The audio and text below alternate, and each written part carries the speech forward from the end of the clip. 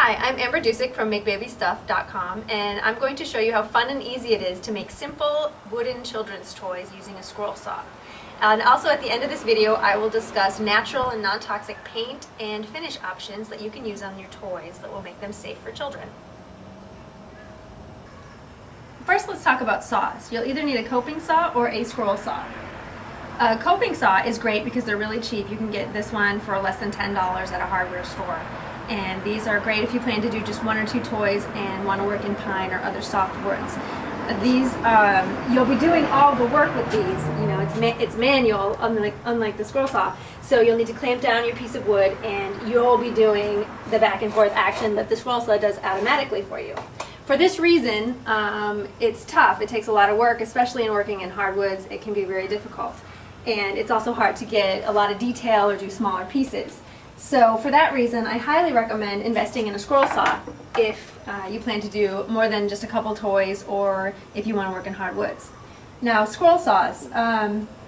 You can get an entry-level scroll saw such as this one for $100, and this is great. I used this one for about a year and with no problems, and these are ideal. $100 investment. Just consider that if you make 10 toys, you'll be pretty much breaking even just making 10 toys, the amount of money that you'll save rather than buying 10 quality wooden toys if you invest in a $100 scroll saw.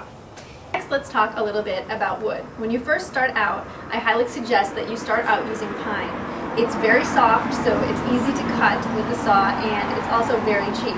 Now, when you go to the store, you'll need to find 1-inch pine. This actually means it's 3/4 of an inch thickness, and all of your lumber will be like that. Once you've experimented with pine, you can definitely move into harder woods. I personally like to use poplar a lot because I like the way that it cuts and I like the way it sands very smooth. It's also relatively cheap as far as hardwoods go. After you experiment with that, you might want to try other more exotic woods. This is Douglas fir. You can use maple, cherry, pretty much anything that you can find locally at your store in board form you can scroll saw. Now, briefly before we get started, I just want to mention just a few things on safety. A scroll saw is an incredibly safe saw as far as wood cutting saws go. You use a very, very small blade to cut with, and it actually feels very much like a sewing machine if you've ever used a sewing machine before. However, there is a lot of wood dust that gets kicked up, and blades do occasionally break, so it's very important that you protect your eyes with either goggles or glasses. And also, because of all the wood dust and you're breathing it in and it's going into your lungs, I highly recommend investing in a proper dust mask when you use this. I've had times where I haven't used this and I have a sore throat. That's not good. You want to avoid that. Now, first, to get your design onto the wood, there are a number of different ways that people do this. One is just simply taking a pencil and drawing your design that you're going to cut out onto wood. Use a pencil because that way you can erase it. Pencil erases really nicely from wood. Another option that people do is they print out templates and they use spray adhesive and they stick them on the wood and cut straight through the template as well as the wood. I personally don't do this. What I do is I draw my templates and I cut it out, and then I trace that on the wood with pencil. This way you can use the same exact template over and over again, plus you're not dealing with any messy, sticky adhesive that I wouldn't want on my toys anyways.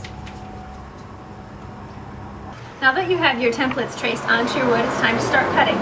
One tip to keep in mind, if you have animal figures that you're doing that have this cut out leg part between their legs, make sure to cut that first while it's still in the board.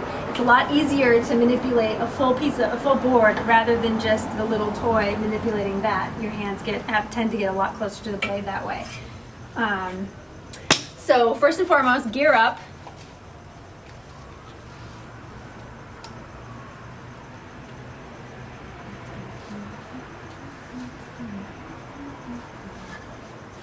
And turn on your saw.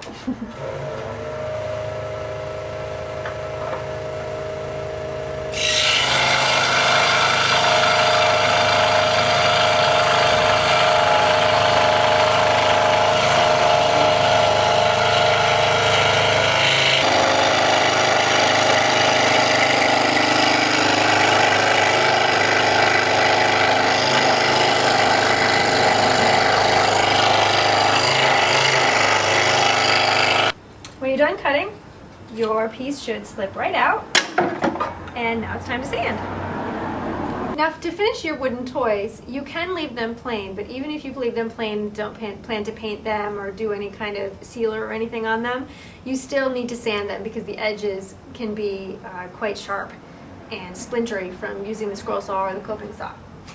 Now to sand the edges and get the edges smooth, you'll want to start with more of a medium grade sandpaper like 100, and you just simply sand the edges to smooth them down. To finish, I usually use a 220 grit, more of a fine sandpaper, and with that you can get a very, very nice, smooth, to the touch surface for your wooden toy that feels very silky smooth. If you want to do any sort of shaping or save time, you can also use a Dremel tool. And you can buy these sanding bands for your Dremel tool, and either in 60 grit or 120. I like 120 because if you use 120 grit, you don't need to do very much hand sanding afterwards because that's starting off with more of a fine grit. And for this, I also recommend you use dust mask because it kicks up a lot of dust.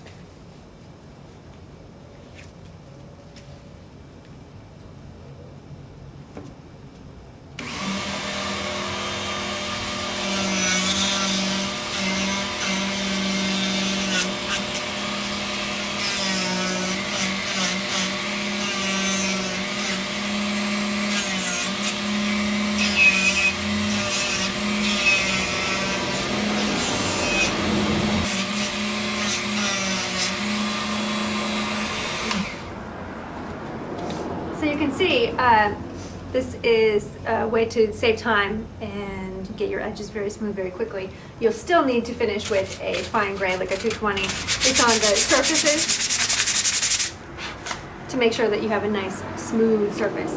And if you want to, this is it. You know, you could be done here and not do any paint finishes and just do simple wooden shapes that are nicely sanded.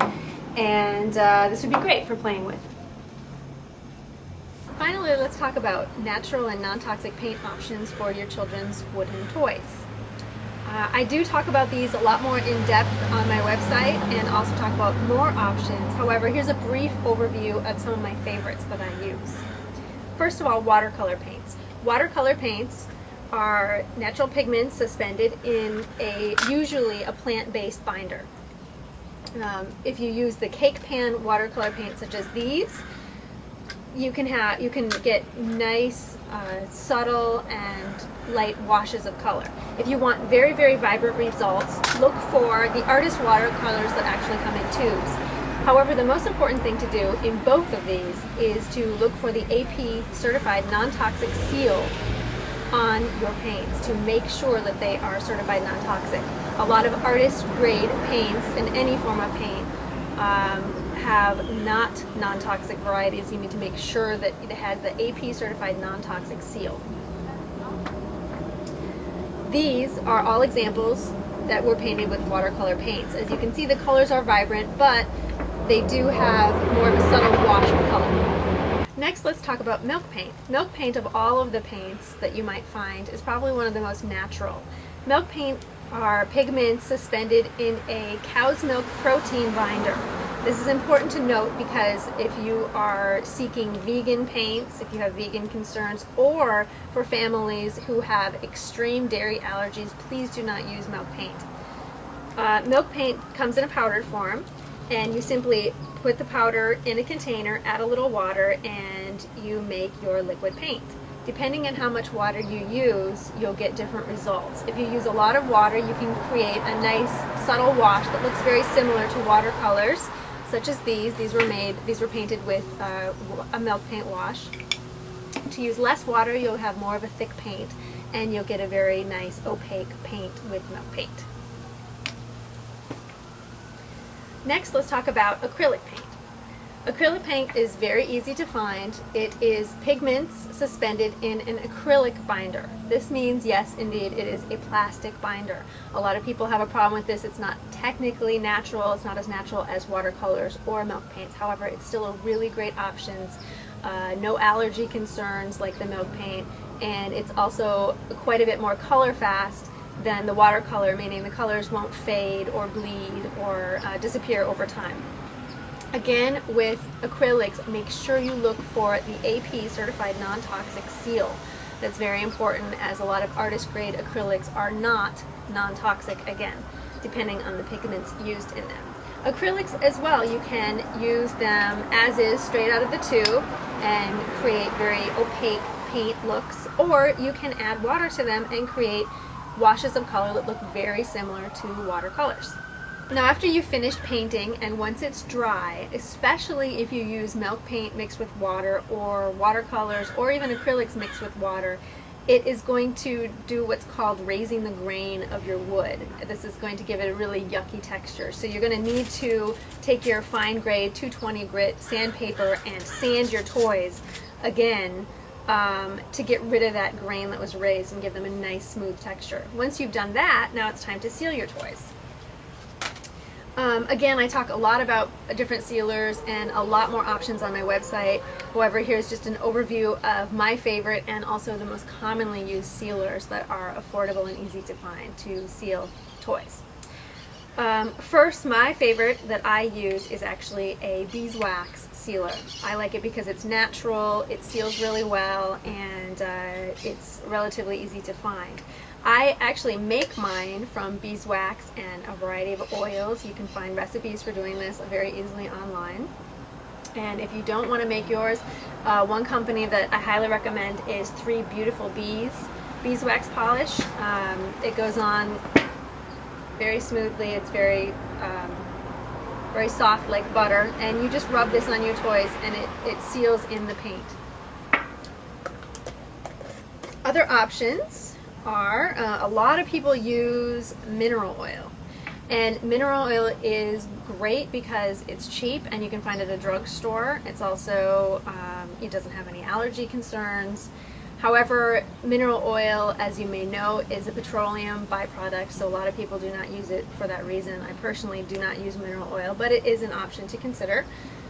And last but not least, you can use walnut oil and also almond oil to finish your toys, and these are also a great alternative liquid oil finish that is an alternative to mineral oil. They are a bit more expensive, and of course you do have nut oil allergy concerns with this. So whatever you use, you can use these oils, these natural oil finishes, right over your paints and your wooden toys, or you can go skip the paint and just finish with one of these and have natural colored toys if you like. So that's it. I hope you enjoyed this video tutorial, and by the way, you can find free printable templates as well as many other patterns, tutorials for these and many other toys on my website, makebabystuff.com.